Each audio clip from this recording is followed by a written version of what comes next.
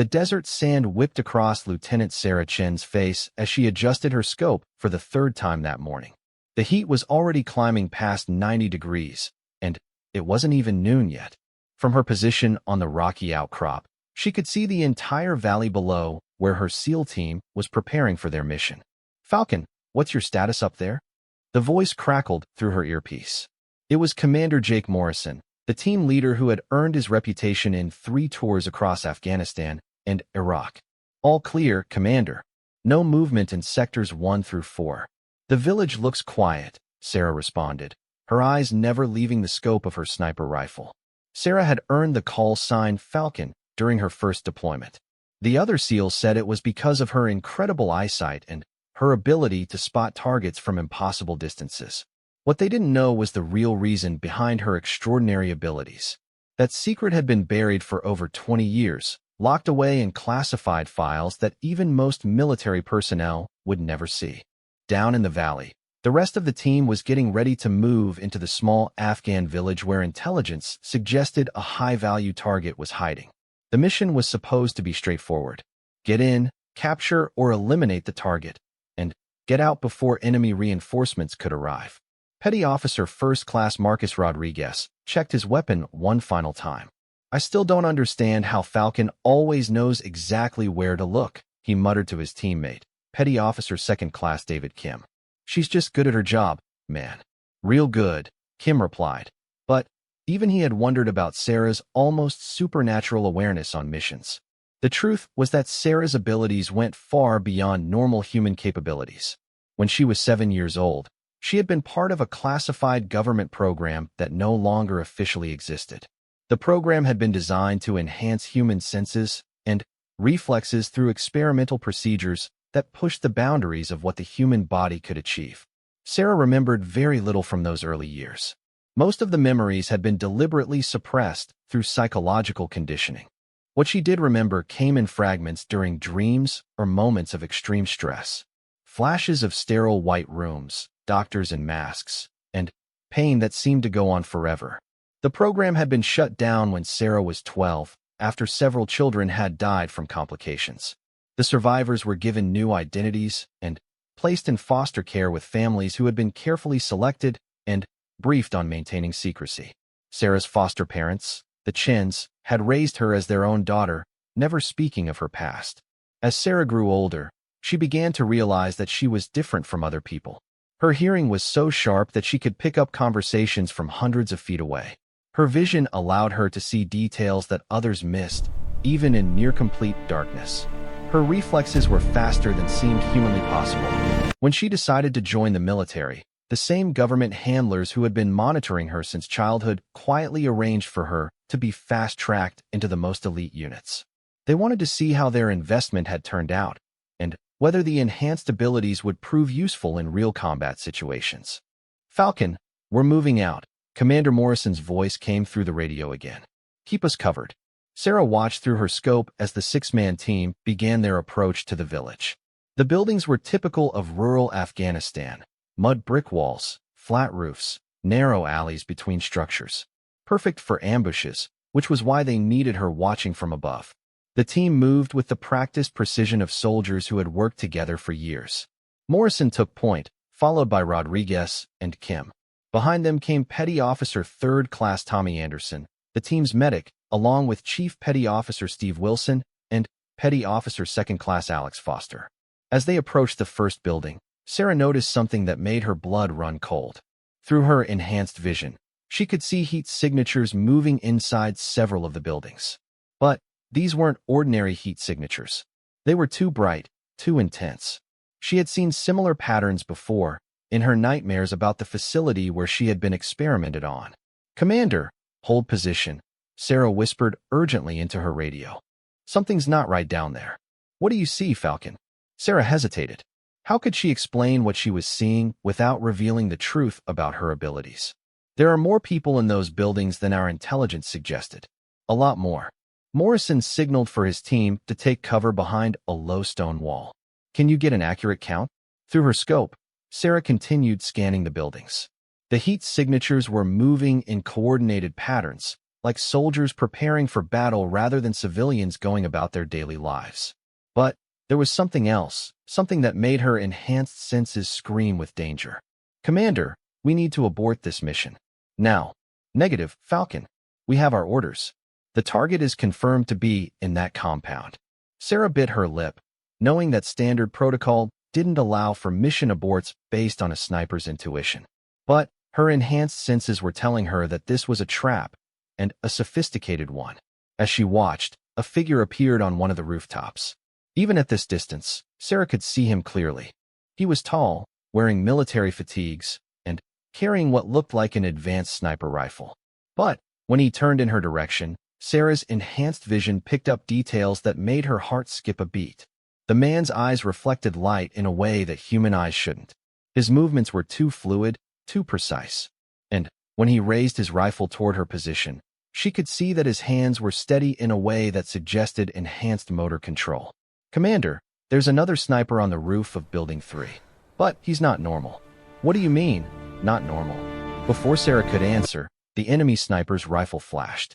The bullet whistled past her position, missing her head by inches.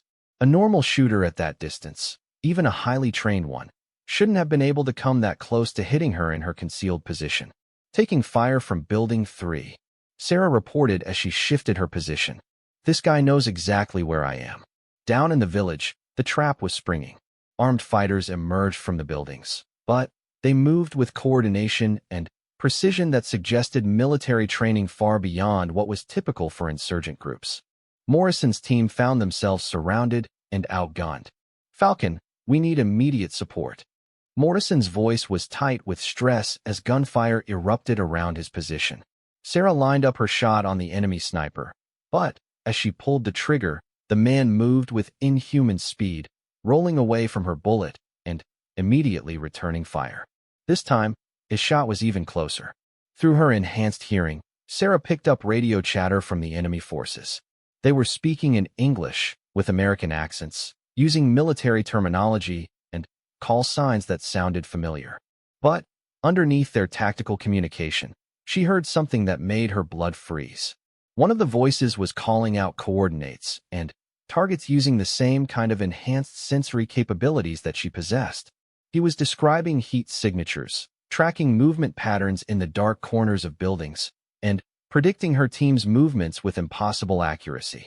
"Commander, these aren't insurgents. These are enhanced soldiers, like..." Sarah caught herself before saying too much.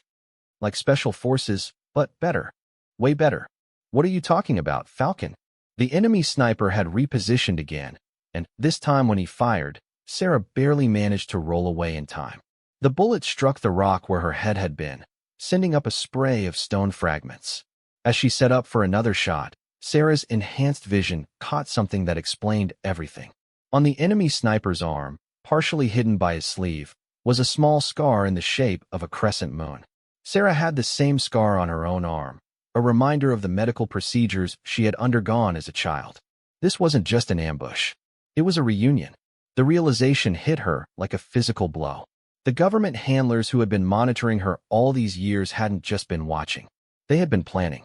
And now, for reasons she couldn't understand, they had sent her and her team into a trap designed specifically for her. Down in the village, Morrison's team was fighting for their lives against opponents who seemed to anticipate their every move. The enemy soldiers were using tactics and equipment that suggested access to the same kind of enhancement programs that Sarah had been part of. "Falcon, whatever you're going to do it now." Rodriguez's voice came through the radio, punctuated by the sound of automatic gunfire. Sarah took a deep breath and lined up another shot on the enemy sniper. This time, she didn't rely just on her training. She reached deeper, accessing the enhanced capabilities that she had spent years trying to suppress. Her vision sharpened beyond human limits. Her breathing slowed to an almost meditative state, and her finger found the trigger with mechanical precision. The shot was perfect, but the enemy sniper moved at the last second, as if he had sensed the bullet coming. The round caught him in the shoulder instead of the chest, spinning him around, but not taking him down. As he turned to face her direction, Sarah saw his face clearly for the first time. It was a face from her buried memories, older now, but unmistakable. He had been one of the other children in the program, one of the few who had survived all the way to the end. And, judging by the way he smiled when he spotted her position, he remembered her too. The wounded sniper across the valley raised his hand in what looked like a casual wave, but Sarah recognized it as something else entirely. It was a hand signal from their childhood training, one that meant game over in the twisted exercises they had been forced to participate in 20 years ago. "Falcon, talk to me." Morrison's voice cut through her shock. His team was pinned down behind the stone wall, taking heavy fire from multiple directions. Sarah forced herself to focus on the immediate situation. Whatever reunion was happening here would have to wait. Her teammates were in danger, and that took priority over everything else. "I count 12 hostiles, Commander. They're using coordinated fire and movement tactics. This isn't a random insurgent cell. Tell me something I don't know, Falcon." Sarah began picking off targets with methodical precision. Her enhanced reflexes and vision gave her a significant advantage, even against opponents who had clearly received similar training. One by one, she eliminated the fighters who were keeping her team pinned down. But the enemy sniper wasn't making it easy. Every time Sarah lined up a shot, he would send a round her way, forcing her to move and disrupting her rhythm. He knew her capabilities because he had the same ones, and he was using that knowledge to neutralize her effectiveness. "Rodriguez, can you make it to Building 2? Sarah called out as she spotted a path through the gunfire. "Negative, Falcon. Too much heat coming from that direction." Sarah made a decision that went against everything in her training manual. She stood up from her concealed position, making herself a target for the enemy sniper, and began rapid firing at the fighters surrounding her team. Her enhanced reflexes allowed her to acquire and engage targets faster than should have been humanly possible. The enemy sniper took the bait, focusing his fire on her position. This gave Morrison's team the opening they needed to advance toward better cover. But as Sarah dove behind a boulder to avoid the sniper's shots, she realized that the enemy fighter's accuracy was improving. He was learning her movement patterns, adapting to her enhanced capabilities. That wasn't something a normal soldier could do, no matter how well trained. "Wilson, do you have eyes on the target building?" Sarah asked as she reloaded. "Affirmative. Building 4, second floor. I can see movement through the windows. That's our primary objective. We need to complete this mission and get out of here." What Sarah didn't say was that she suspected the whole mission had been designed as a test. Someone wanted to see how she and her team would perform against enhanced opponents. The question was whether they were expected to succeed or fail. Down in the village, the fighting had evolved into a deadly game of cat and mouse. Morrison's team was advancing building by building, using their superior training and teamwork to overcome opponents who had physical advantages. But the enemy soldiers were adapting quickly, and it was becoming clear that this battle could go either way. "Falcon, I need you to take out that sniper," Morrison ordered. "We can't advance while he's got Overwatch on our position." Sarah had been trying to do exactly that for the past 10 minutes, but her childhood companion was proving to be just as skilled as she was.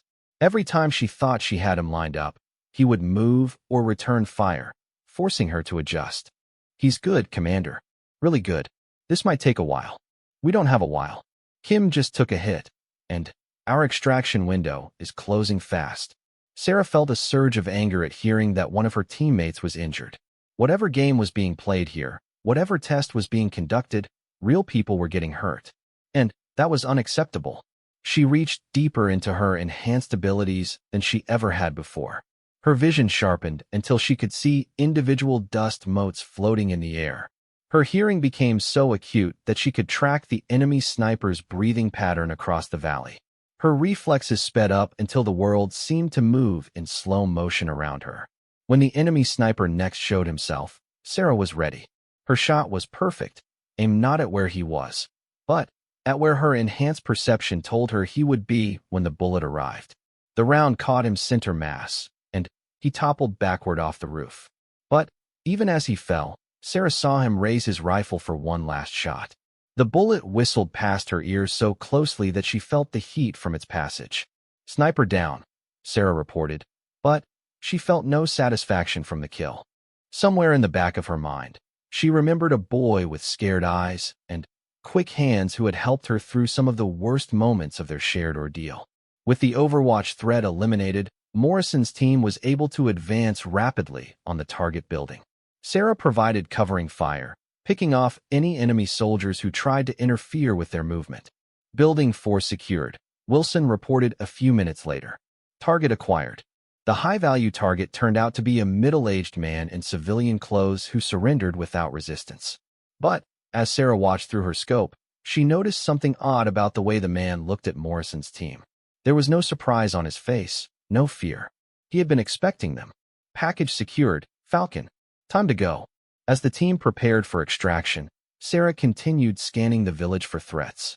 Most of the enemy fighters were down, but her enhanced senses were picking up movement in areas that should have been clear. Commander, we've got company coming from the north.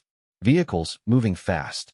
Through her scope, Sarah could see a convoy of military trucks approaching the village. But these weren't Afghan military vehicles, and they weren't insurgent technicals either.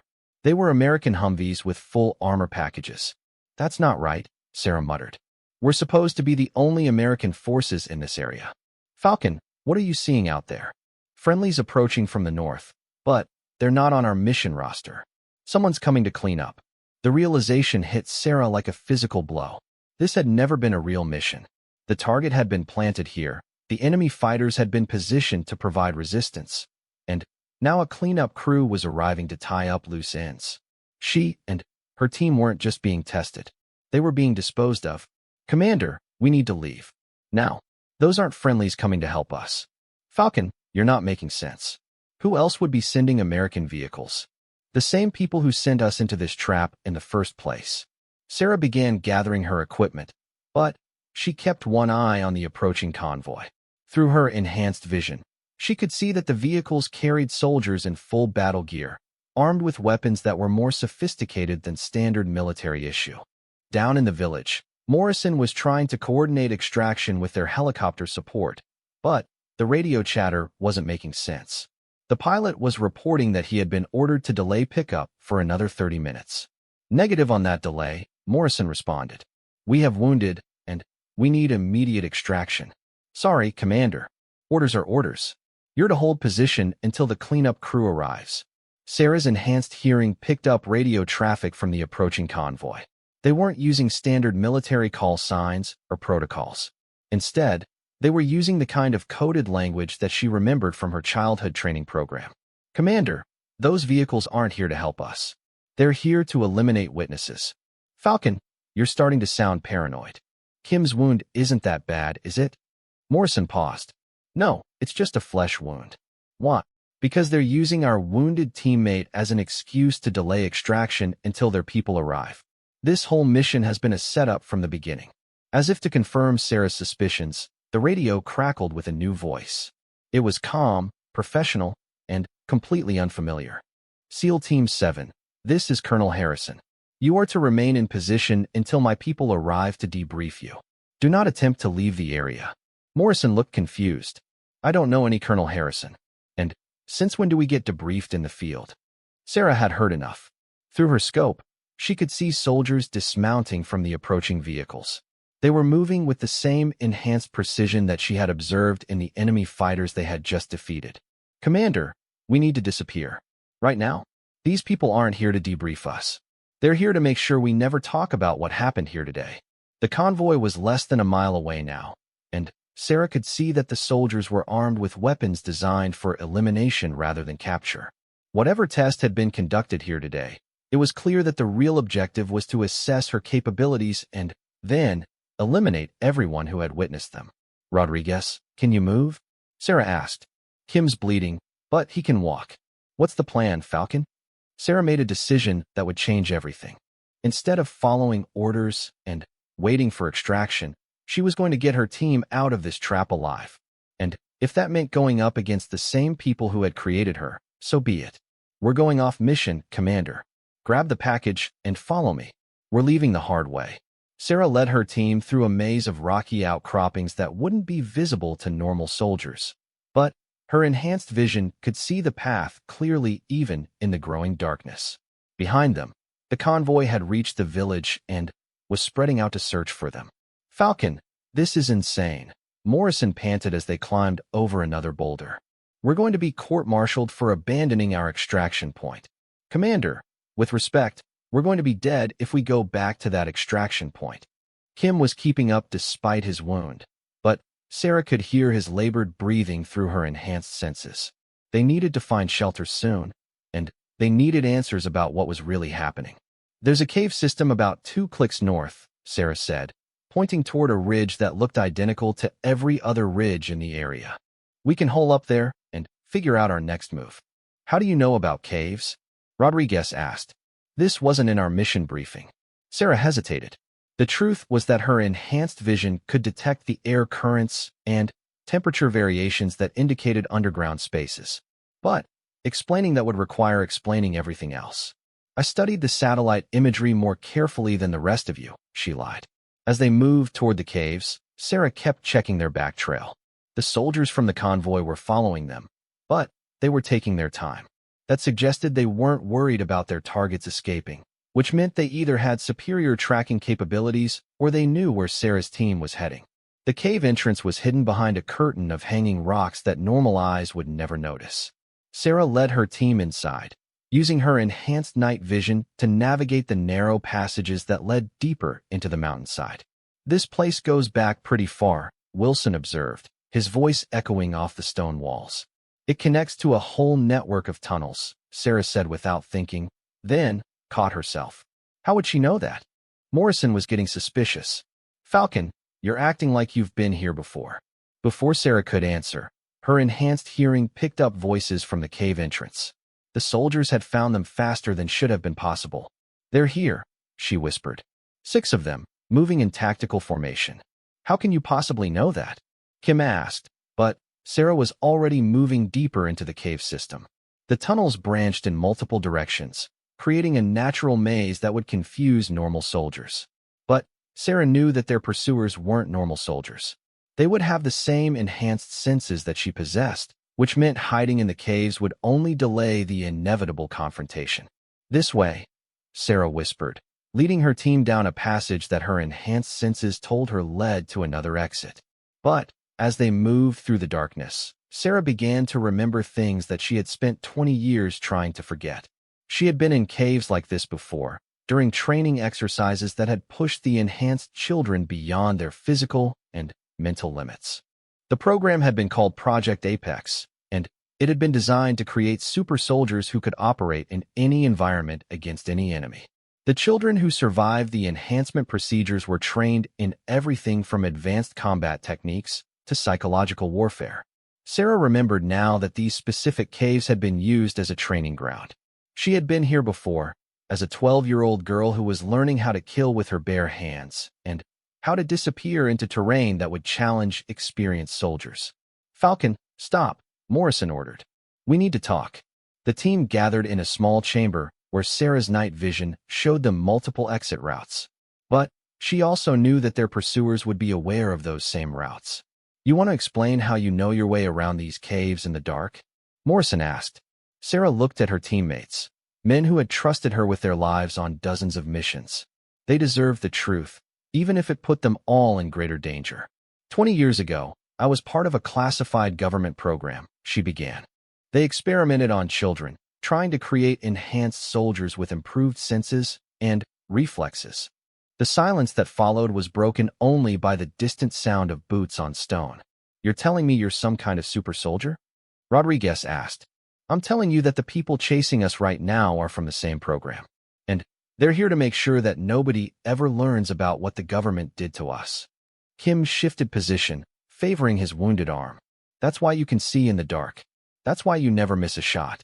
That's why I knew this was a trap from the beginning, Sarah confirmed. The enemy sniper in the village was one of the other children from the program. He recognized me just like I recognized him. Morrison was trying to process this information while keeping one ear tuned for approaching threats.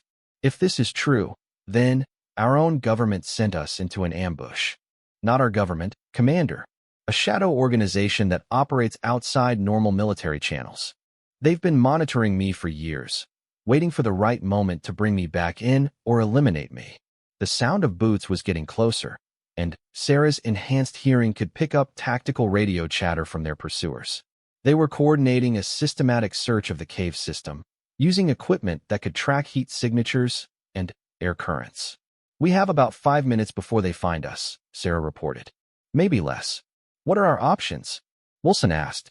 Sarah's enhanced vision showed her a narrow passage that led up toward the surface, but it would require climbing skills that her teammates might not possess. There was also a deeper route that led to an underground river, but that would mean going into water of unknown depth and temperature. "I can get us out of here," she said, "but you're going to have to trust me completely. And you're going to see things that will be hard to believe." "We're already seeing things that are hard to believe," Morrison replied. "Lead the way." Sarah chose the upward route, knowing that her enhanced physical abilities would allow her to help her teammates through sections that would normally be impossible to navigate. As they climbed through narrow crevices and across underground ledges, she used her superior night vision to guide them and her enhanced strength to pull them up when necessary. Behind them, the pursuit team was gaining ground. These soldiers had the same enhanced capabilities that Sarah possessed, which meant they could follow routes that normal humans wouldn't even attempt. "Almost there," Sarah whispered as they approached what her senses told her was the exit. But when they emerged from the cave system, they found themselves on a high ridge overlooking the valley where their mission had begun. And waiting for them were 3 more soldiers in full combat gear. "End of the line, Agent 7, one of them called out, using a designation that Sarah hadn't heard in 20 years. The lead soldier removed his helmet, revealing a face that Sarah recognized from her fragmented memories. Dr. Marcus Webb had been one of the scientists who had overseen the enhancement procedures when she was a child. "Hello, Sarah," he said calmly. "It's time to come home." Morrison stepped protectively in front of his team. "I don't know who you are, but these are my people. We're leaving together." Dr. Webb smiled in a way that didn't reach his eyes. "I'm afraid that's not possible, Commander. Your team has been exposed to classified information that threatens national security." "What classified information?" Rodriguez demanded. "We're just soldiers doing our job." "You've learned about Project Apex," Webb replied.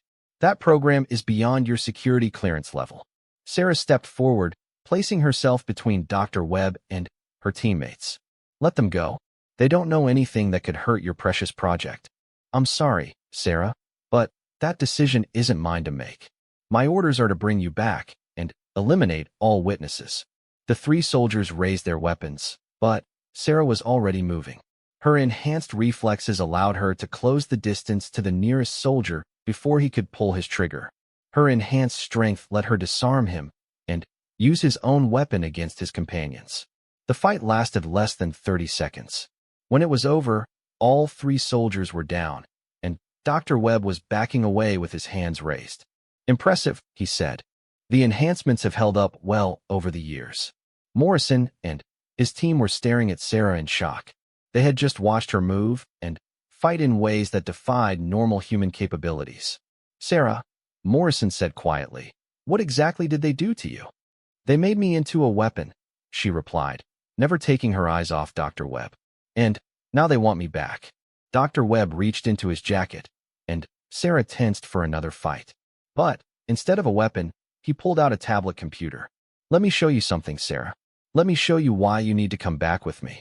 The screen displayed satellite imagery of cities around the world, with markers indicating locations where enhanced individuals were operating. There were dozens of them, all former subjects of Project Apex who had been activated for various missions. "The program never really ended," Webb explained. "We've been using the surviving subjects for 20 years, conducting operations that normal soldiers couldn't handle. You've been one of our most successful assets." Sarah felt sick as the implications sank in. Every mission she had been on, every time her intuition had led her team to victory, had been orchestrated by the same people who had experimented on her as a child. "You've been manipulating my assignments," she said. "We've been utilizing your capabilities for the greater good. You've saved countless lives and prevented numerous threats to national security. By lying to me.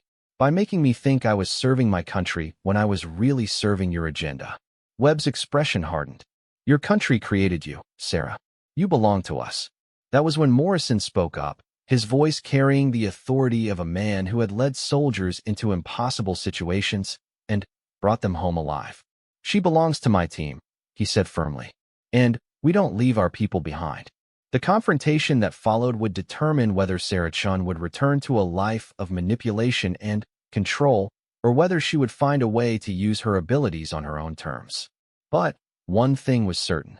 The secrets of Project Apex were no longer buried, and that the consequences of that revelation would ripple through the highest levels of government and military command.